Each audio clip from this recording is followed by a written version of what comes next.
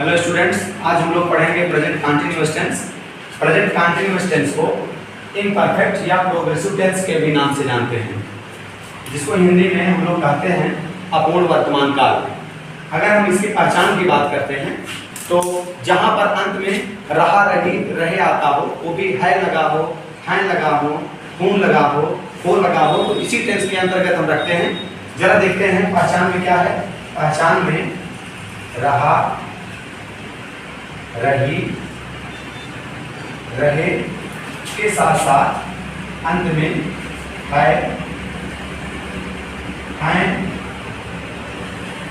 हूँ तथा हो आदि आता है। अगर इसके ट्रांसलेशन की बात करें कि इसका रूल क्या है, अनुवाद करने का रूल क्या है, अनुवाद करने का जो रूल है वो इसमें हम लोग इज लगाते हैं, एम लगाते हैं और आर लगाते हैं। तो इज किसके साथ आता है? इज अगर आपको पता होगा तो हम लोग ही, सी, इट या कोई सिंगुलर नाउन है तो इसके साथ हम लोग इज लगाते हैं। आई के साथ एम लगाया जाता है, बाकी यू, वी, दे या कोई प्लूरल नाउन है तो इनके साथ आर लगाते हैं। और इसके साथ वर्ब के चौथे रूप में बी को form of the verb use किया जाता है। वर्ब का फोर्थ फॉर्म यूज करते हैं, मीन्स आईएनजी फॉर्म। जैसे गो होता है, इसमें आप आईएनजी लगाओगे तो आपका बन जाता है गोइंग। इसी फॉर्म का इस्तेमाल करते हैं, इसी को बी4 फॉर्म हम लोग कहते हैं। ठीक है, ट्रांसलेशन करने के लिए आप जानते रहेगा। मीन्स अगर फिर से लिखना चाहें तो सिंगुलर सब्जेक्ट के साथ हम लोग इज लगाते हैं, आई के साथ एम लगाते हैं और प्लूरल सब्जेक्ट के साथ हम लोग आर लगाते हैं। ठीक है, इसके बाद अब बारी आती है इसको ट्रांसलेट करने की। तो सबसे पहले हम लोग पढ़ते हैं असर्टिव सेंटेंस। और आपको पता है कि असर्टिव सेंटेंस को दो पार्ट में डिवाइड किया गया है। Number 1 is affirmative sentence and number 2 is negative sentence. तो सबसे पहले हम पढ़ते हैं अफर्मेटिव सेंटेंस को। अफर्मेटिव सेंटेंस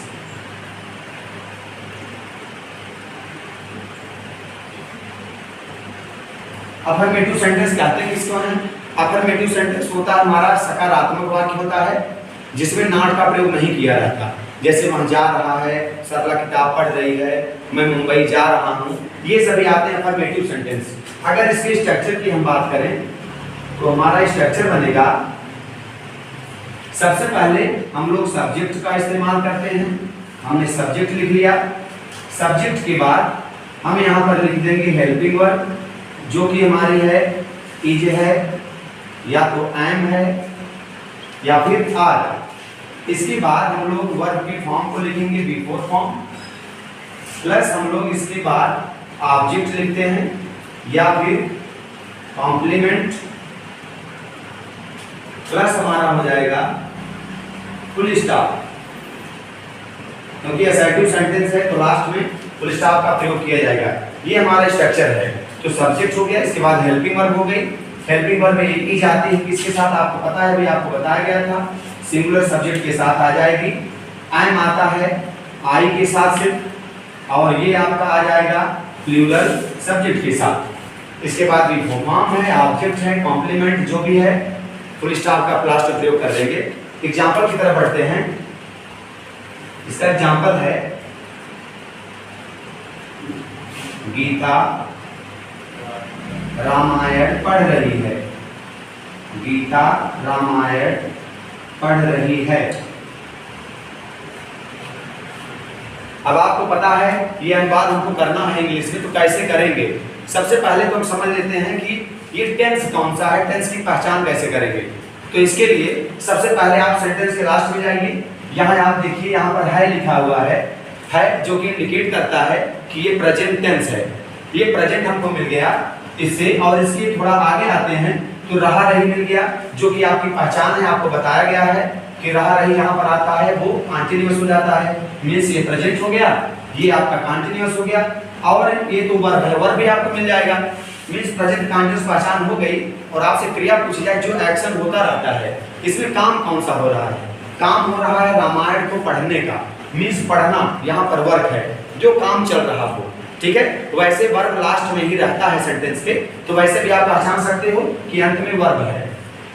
अब आपको वर्ब का पता चल गया, तो इसके बाद दूसरी चीज जो आपको करनी है वो क्या करना है कि आपको सब्जेक्ट का पता लगाना है। और सब्जेक्ट का पता लगाना बड़ा ही आसान है। सब्जेक्ट आप कैसे पता करोगे? सब्जेक्ट को आप बस इसी वर्ब के पहले आप यहाँ पर रूल लगा दोगे।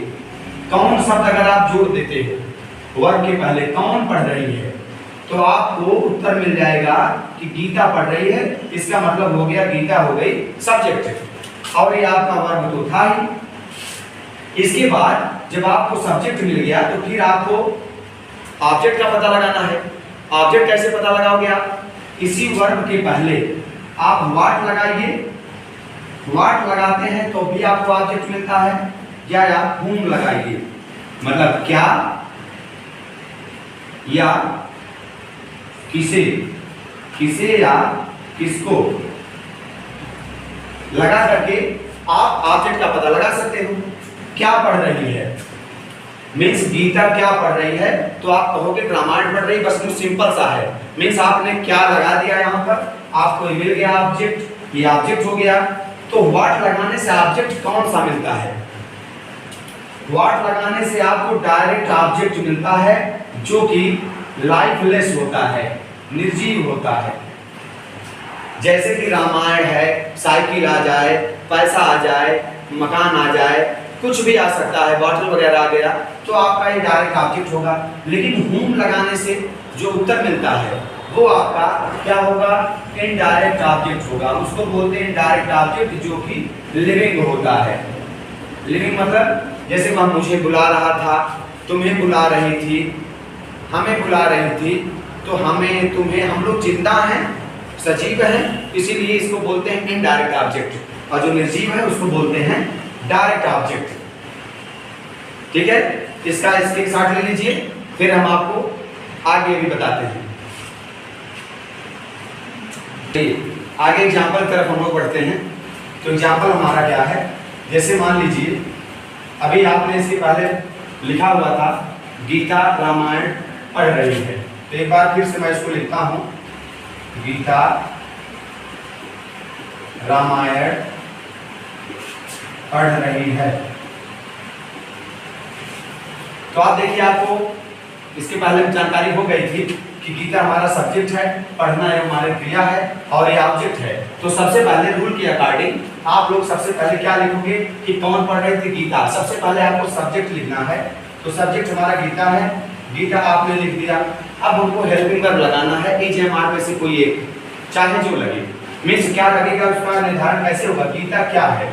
गीता एक सिंगुलर, एक नंबर है, एक नाउन भी है गीता, ये गीता एक वचन है, गीता एक लड़की का नाम है, इसलिए हम लोग यहाँ पर क्या लगाएंगे? हेल्पिंग वर्ब इज लगाएंगे, जो कि सिंगुलर हेल्पिंग वर्ब है। गीता इज हो गया। रीड मतलब होता है पढ़ना, वर्ब का इस्तेमाल हमेशा किया जाएगा। अब इसमें ING फॉर्म लगाएंगे रीड में, TB4 फॉर्म हमारा हो गया। Gita is reading. रामायण एक पवित्र ग्रंथ है, इसलिए इससे पहले द का इस्तेमाल किया जाएगा, और रामायण का पहला अक्षर कैपिटल में होगा, मीन्स आर को कैपिटल लिखेंगे, और ये रामायण। ये हो गया आपका सब्जेक्ट हो गया, हेल्पिंग वर्ब, ये मेन वर्ब, ये ऑब्जेक्ट। यही हमारा क्रम भी चलता है कि कर्ता, क्रिया और कर्म का ऑब्जेक्ट होता है, जबकि हिंदी में ऐसा नहीं है। इन हिंदी थोड़ा सा अंतर है, जरा देखो कि पहले कर्ता आ गया है, यहाँ कर्म आ गया है, यहाँ क्रिया आया है। लेकिन अंग्रेजी में पहले सब्जेक्ट आया है, उसके बाद वर्ब आया है, फिर उसके बाद ऑब्जेक्ट आया। आगे देखिए, सरला अपना नाम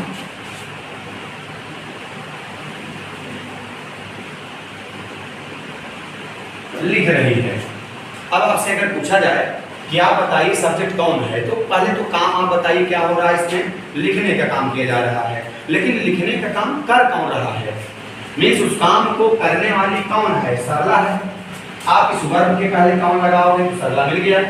ये सरला आपकी सब्जेक्ट हो गई। और पूछा जाएगा भाई क्या काम है, तो लिखना, ये वर्ब हो गया। और क्या लिख रही है, अपना नाम, ये हो गया ऑब्जेक्ट। तो सब्जेक्ट वर्ब ऑब्जेक्ट मिल गया। अब आप बड़े आसानी से चुटकियों में बात कर सकते हो। कैसे करोगे, सबसे पहले आपको लिखना है सरला। सरला फिर से सिंगुलर है, इसलिए आप यहाँ पर इज लगाओगे। राइट का मतलब होता है लिखना, लेकिन जब आईएनजी फॉर्म लगाते हैं ना, जिस अंत में ई आता है, तो उस ई को हटा करके हम लोग यहाँ पर आईएनजी लगा देंगे। सरला इज राइटिंग। और अपना के लिए क्या लिखेंगे, पहले मैं आपको बता देता हूँ अपना के लिए क्या अंग्रेजी होती है। कि आई के साथ अगर अपना का सेंस आता है तो माई लगाते हैं हम लोग। वी के साथ हम लोग क्या लगाते हैं, आवर लगाते हैं। यू के साथ क्या लगाते हैं, योर लगाते हैं। दे के साथ क्या लगाएंगे, दिगर लगाएंगे। ई के साथ क्या लगाएंगे, इज लगाएंगे। सी के साथ हर लगाएंगे। इट के साथ इट्स लगाते हैं। लेकिन अगर कोई जेंडर मैस्कुलिन जेंडर आ जाता है, अगर मैस्कुलिन जेंडर हो आपका, मैस्कुलिन जेंडर अगर आपका आ गया है, तो आप उसके साथ ही लगाएंगे। मीन्स हिज करेंगे, अपना के लिए उसको ही मान करके हिज करेंगे। अगर फैमिली जेंडर की बात की जाती है, किसी लड़की का नाम आ गया है, तो आप उसको सी मान करके हर लिखेंगे। तो इस नियम से यहाँ पर सरला एक लड़की है, इसलिए अपना के लिए हम लोग यहाँ पर क्या लिखेंगे, सी मानकर हर लिखेंगे। तो सरला इज राइटिंग हर नेम। बढ़ते हैं अगले एग्जाम्पल की तरफ। वे तुम्हें आमंत्रित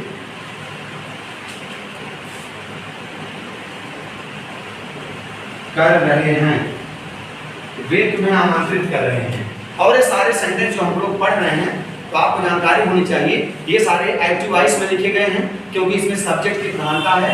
जो भी काम शुरू हो रहा है, हमारे कर्ता शुरू हो रहा है, इसलिए इसको एक्टिव वॉइस के एग्जाम्पल भी हम लोग बोल सकते हैं। ये सारा एक्टिव वॉइस है, क्योंकि काम करने वाले सरला है, इसमें गीता है, तो ये एक्टिव वॉइस में लिखा गया है। आगे बढ़ते हैं, सेम प्रोसेस वही है। इससे आपको मालूम हो गया कि आपका प्रेजेंट है, ये आपको बता दिया कि कॉन्टिन्यूअस है। आमंत्रित करना, ये हमारा काम हो रहा है। इसमें काम कौन सा हो रहा है, आमंत्रित करने का। तो कौन आमंत्रित कर रहा है, वे कर रहे हैं, मतलब ये सब्जेक्ट हो गया। किसे आमंत्रित कर रहे हैं, तुम्हें कर रहे हैं। मैंने भी बताया था कि होम लगाने से हमको इनडायरेक्ट ऑब्जेक्ट मिलता है, जो कि सजीव होता है। छोटी सी बात है, याद रखिएगा, काम आएगा आपको। इसलिए यहाँ पर आप होम लगाओगे तो तुम्हें मीन्स कर्ता मिल गया, क्रिया मिल गई, कर मिल गया। उदाहरण करते हैं। सबसे पहले हम लिखेंगे दे। दे को एक प्लूरल सब्जेक्ट बोलते हैं, इसलिए इसके अनुसार यहाँ पर आर लगाएंगे, जो कि प्लूरल हेल्पिंग वर्ब है। इसके बाद वर्ब का फोर्थ फॉर्म हम लोग लिखेंगे इनवाइटिंग। इसको बना दिया, ये इनवाइटिंग हो गया, जो कि बी फोर्थ फॉर्म है। और किसे आमंत्रित कर रहे थे, तुम्हें, तो यू बना दिया, ये हमारा हो गया ऑब्जेक्ट। और ये सेंटेंस हमारा एक्टिव वॉइस में है, मैंने पहले ही बताया। तो आज के लिए इतना ही, मिलते हैं नेक्स्ट वीडियो में, तब तक के लिए थैंक यू।